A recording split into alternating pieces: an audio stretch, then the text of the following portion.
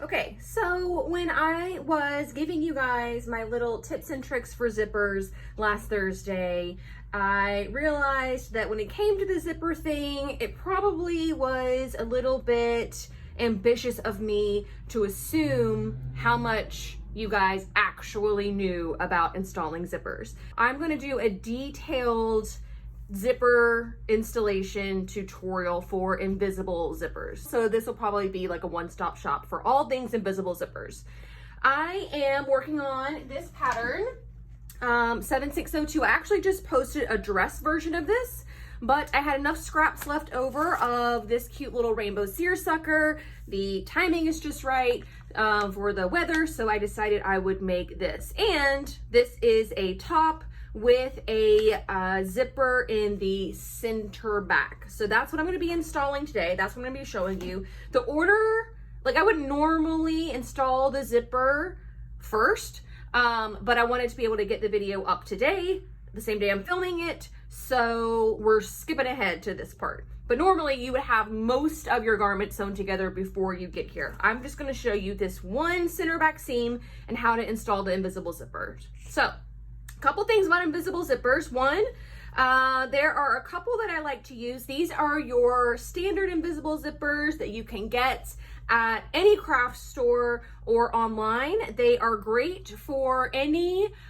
mid-weight to heavier fabric. I don't use invisible zippers on things that are super thick, like boucle or, you know, really thick jacketing, outdoor fabric, things like that. I don't use invisible zippers at all, but everything in between that and like a lightweight cotton gets this kind of zipper.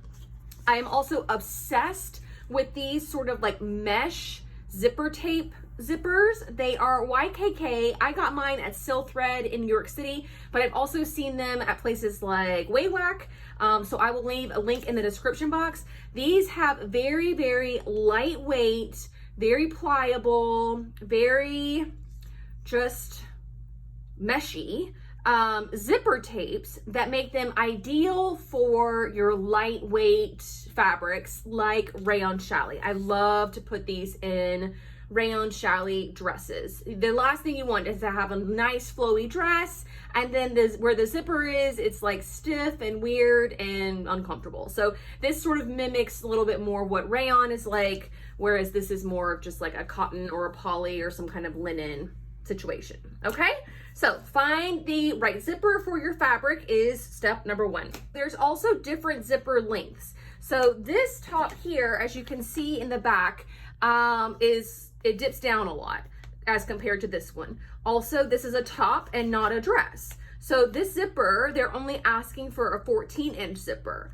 For the top where it goes all the way up to your shoulder blades, that's an 18-inch zipper. When you go to make a dress out of this, maybe you want a 22-inch zipper. So pay attention to the notions that they are asking of you, and try and find the zipper that is the right length for your project. If you don't have one that's the right length, you can always hack it. I just like it better when the whole zipper is intact and you haven't cut through any zipper teeth. To me, that just feels like it is more substantial and is going to hold up longer. But essentially you would measure down, like if I needed to use this zipper, I would measure down 14 inches and then I would zigzag over the teeth and then chop all of this off. But I like it better, if I can, to have like the full zipper stop experience that was created in the factory. Number two, as we move along here, unzip this, go over to your iron, turn the heat down, not on like the highest setting you have, somewhere in the middle, and press the zipper teeth flat like so, and that will give us a little bit more room to get our needle in. The other thing you need is a zipper foot. Mine was sold separately. This is kind of like a universal zipper foot for the machines that have the same shank as mine. So it looks like this. It snaps onto my machine with this little metal bar, and then the needle goes through this little hole here. On the back side, there are little grooves and that is where the teeth go, and then the needle falls in right in line with the teeth. That's how you're able to get so close to the zipper teeth. Okay, so here is what we've got once we have prepped everything. I stitched the bodice to the skirt. I also finished this seam on the inside, pressed those seams up toward the bodice, and I went ahead and serged the raw edge of the center back. Now, when I'm serging this, I don't take off any fabric at all. I just have the blade right on the edge of the fabric and just finish off this raw edge. I'm not actually cutting away any of the seam allowance at all. In your side seams and in your waist seam, you do want to do that. But on this, we want to keep the seam allowance intact. Okay, so here's how you install invisible zipper. You open it up, and this is the right side because this is where the little zipper pull is, right? You are going to lay this right side down on the left side of your fabric. So it looks like this. Doesn't want to stay, please stay. So the zipper tape, the zipper teeth the zipper pull is face down against the right side of the fabric. The raw edge of the fabric is matching up with the non-zipper teeth edge of the tape. So like the raw edge of the tape with the raw edge of the fabric, your teeth should not be on the raw edge. Okay, once you get that laid out like it's supposed to be, now we need to pin this side down. So I'm gonna rotate this just to make that a little bit easier for me, keeping everything in place. Okay, and your zipper stop, where the zipper actually stops zipping, is this little plastic doodad up here. It's where the zipper teeth stop and the tape continues on a little bit. That zipper stop should be placed 5/8 of an inch from the top of your bodice or waistband, whatever you're doing, from the top of the raw edge. So I love these little Stitch Buzz 5/8 inch rulers because they allow me to kind of put that in place where it needs to go, and then I can nestle the zipper stop right up on there so that I know that that is in the right place. And then the zipper teeth, just on the inside of the zipper teeth, there's a little bit of a groove there that you can see. That should be 5/8 of an inch in from your center back seam. So I take another Stitch Buzz ruler, get under there, line that up with the raw edge, and then feel around until my zipper teeth are butted up against that, just so. Again, it doesn't have to be super perfect. A lot of these zipper tapes are 3/8 of an inch wide. So what you'll notice is if you have your 4-thread serger done, that the edge of the zipper tape is going to line up with the edge of your serger stitches. Now, I want to say that with a caveat that there are many different factors involved in that. 1, the width of your zipper tape. 2, the width of your serger stitches. So don't just rely on that, measure it first. And then if you realize that to be true, then you don't have to measure anything else, and you can just butt the zipper tape right up on the inside stitching of the serger. Okay, cool. We've got that, and we want to double check a couple of things before we go sew this down. 1, we want to make sure that the zipper is right side together with the fabric. So right side up on the fabric, right side down on the zipper. We've got the zipper stop 5/8 an inch from the raw edge, and 5/8 in the zipper teeth 5/8 of an inch from the raw edge of the center back. I'm going to go to my machine and I'm going to stitch this using that zipper foot, getting as close to this little groove as I possibly can. The zipper foot will dictate that a lot for me. And I'll be back to show you what that is like, and then how to get this side attached as well. Okay, I've got my first zipper, side of my zipper attached to the garment. Couple things to point out. You don't need to stitch past the zipper stop. You don't need to stitch all the way to the edge of the zipper tape, because what's going to end up happening is this is going to get tucked away, and then a little hook and eye is going to get placed here to keep that closed at the top. So don't stitch that down, or else you will see that in your final garment. Also, you're going to stitch down here as far as you possibly can. If you can see my stitching, I was only really able to get within, you know, a 1/4 inch or so from the edge of the zipper, and that is perfectly fine.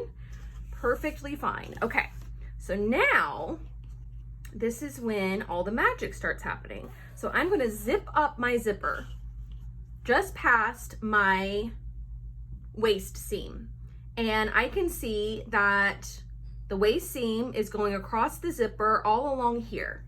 So what I'm going to do is take one of Clover's water soluble markers, and I am going to make a little mark right along the waistline where the zipper tape overlaps. And I'm talking about the zipper tape that is not sewn to the garment yet. You can also take a pair of scissors and ever so slightly snip in like an 1/8 of an inch, 1/16 of an inch, just something very, very small to notate that as well. Then you unzip your zipper again, and now you know where your zipper tape needs to be on this other side of the fabric of the garment with the waist seam. So here's what how that all comes together.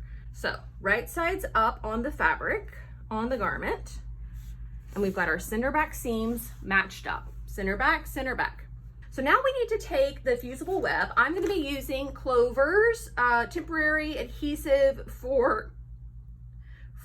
with the 10 millimeter width, because this is big enough, and this is big enough to hold the 10 millimeter width, and I want to make sure that fusible gets really close to the zipper teeth, because that's where we're sewing. We're not actually sewing over here. I don't totally care what happens over here. I do care what happens right here. So I'm going to take this over to my iron. One side doesn't have any paper on it at all, and this side has a paper backing on it. The paper backing goes face up, and then I'm going to place that just inside that seam line, so overlapping the serger stitches ever so slightly, and I'm going to press that down like so. Okay, I've got the web on there. You can see I kind of went off a little bit over here. That's okay. Nobody's perfect, not even me. And while this cools so that we can peel the backing off, I'm going to show you how to get this part of the zipper over to this little guy. So now I'm going to show you this. This is the only tricky part. I'm going to show you this a couple times. If you need to see it more, just keep rewinding the video. But basically you have your zipper like this, where the zipper teeth are facing each other. It's completely flat all the way down, right sides together still. All you're going to do is flip this one time. So now both of the zipper teeth are facing your left, and then flip it one more time. So now the zipper teeth are facing each other again. And once you've flipped it that second time, then you place it over here, and now you've got your zipper placement. And you can see how after you've done all of that flipping, you would be like, well, where does the zipper go? Of course, we're gonna match up 5/8 from the raw edge at the top, but in here, it can get really shifty. So that's why I like to do that little snip. Okay, I'll show you that again here in a second. First, let's peel off the backing of this so that it is ready to be applied. It comes off just that simply, and this doesn't feel super tacky yet, but once you heat it up, then it will stick to whatever's above it. Okay, so one more time, we have our zipper tape laying completely flat, right sides together with the left side of our garment. We flip with the zipper teeth facing each other. We flip once, so both zipper teeth are facing the left. Flip again, so the zipper teeth are facing each other again, and then move it over to the other side of the garment. Now we are going to match up our little snippage that we made, and we're gonna match up the edge of the zipper tape with the edge of the serger thread, because we know now that that makes a 5/8 inch seam. Okay, we've got that in there. Now we're not gonna pin anything else. We are gonna go over to the iron and we are gonna carefully press over this waist seam, and then take it to the machine, and we're literally only gonna sew a little bit above the waist seam and a little bit below and nothing else. Okay, so now we can check our work. First of all, we're gonna make sure that the zipper operates like it should. Then we're gonna see if the waist seam is in line like we like it. That can mean a lot of things for a lot of different people. So just be kind to yourself. It doesn't come together very often on the very first try, but you can see our zipper works the way that it should. You know, we have an invisible zipper here, and this is off by about 1/8 of an inch. So that makes me unhappy. So I want to unstitch this and try again. I don't give myself a ton of tries because that's just obsessive and it kind of makes it not a lot of fun. But I know that what I've done is producing something where this waist seam is a little higher than this one. So I know that if I just move it down just a little bit, I will be a lot happier. So, all right, good enough for me, right? I don't think many normal people are going to realize that that is off. So I am pretty happy with that. Okay, so now we need to finish up installing the zipper, like so. And that just becomes a matter of measuring from the top edge, 5/8 of an inch, like we did on the other side, and making sure our zipper tape is lined up there. Now, when we do this, there is a decent chance that the zipper tape is not going to appear to be laying flat. Do you see how it kind of seems like there's too much fabric? It seems like the zipper tape is smaller than the garment. Don't let that deter you. You're doing the right thing, I promise. All that means is that whenever you sewed this side, that the fabric seized up a little bit. Like I said, very shifty. But when you get to your machine, you are going to realize that this is actually going to lay in nice and flat. And I'll show you once I get mine stitched down completely. And then over on this side, we don't have the same measuring gauge, but it matters a lot less down here because you don't have the visual of this straight line. You don't have the visual of this straight line. You do have your hem, but you're able to kind of finagle that just a little bit in the steps that we're about to go over. So I've got 2 pins in here, one at the bottom. This is already sewn down, and I've got this where the zipper stop is 5/8 of an inch from the top. And just make sure you pull this nice and taut as you sew, and it will lay in flat, I promise. Okay, so I finished up sewing the zipper. I have zipped it all the way up, and I have gone ahead and pressed it. And you can see when I pull it apart, there is still a little bit of that teeth showing. So I could go in and I could make it a little bit closer. Then you run the risk of it being hard to zip and unzip because the threads might get caught in there.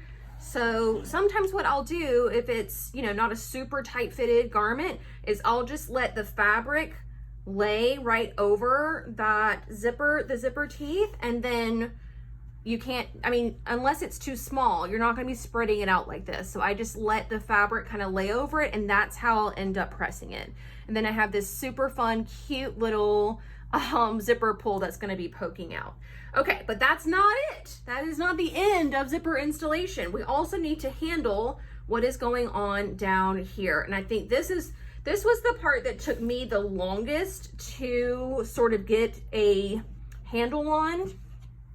But what you're going to do is turn this right sides together so your zipper is all on one side.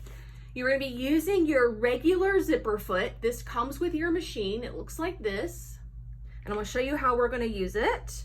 But you basically take your seam allowance of your center back seam, and I tried to use contrasting thread so you guys could see that, but do you see where the zipper stitching stops?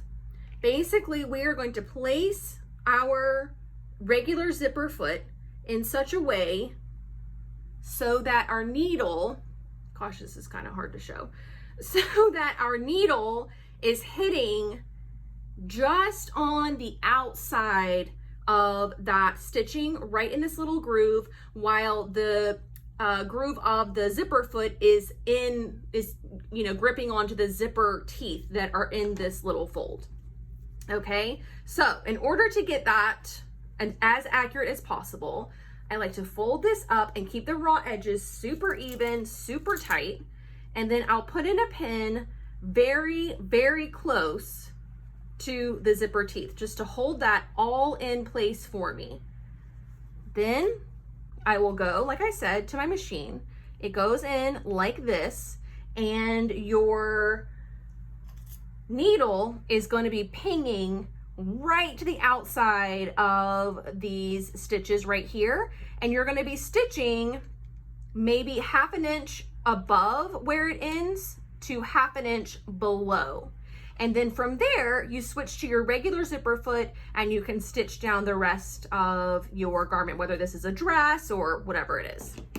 All right, and there is our invisible zipper completely inserted. This is the last step that we just did. You can see how smooth that transition is. And then as you continue to sew your garment, maybe you are installing a lining or facing, and that will deal with everything you've got going on up here. Again, your zipper tape is going to be folded over like so. So that's going to be on the inside of your lining or facing or whatever it is. And then your hem is going to come up on this end and conceal the bottom of that zipper tape there. Not always will it conceal it, but on this particular pattern, it will, which I think is super, super cool. I love that detail. So, but if you're doing like a full dress, obviously you'd have a lot more length of garment. And this will either just hang out by itself like this, or you can create like a little cover that goes on the bottom here. It's a little finicky to do, but it is a really beautiful touch. Emily Holman, if you don't know of her, she has a blog, Emily Holman Designs maybe, where she does all kinds of really great little finishing details like that. But either way, this is my zipper tutorial featuring the Clover fusible web. Let me know if you guys still have questions about zippers. I truly, truly believe this is one of those things that the more you do it, the better you get.